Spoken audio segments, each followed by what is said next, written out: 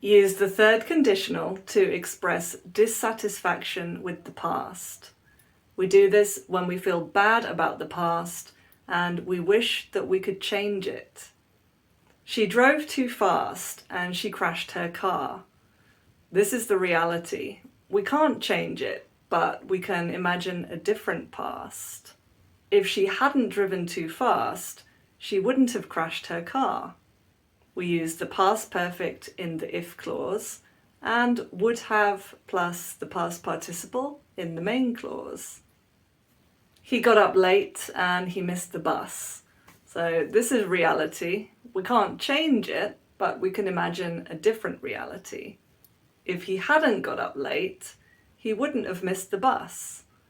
And we have the past perfect in the if clause and would have plus the past participle in the main clause. What would you like to change about today? What would you have done differently?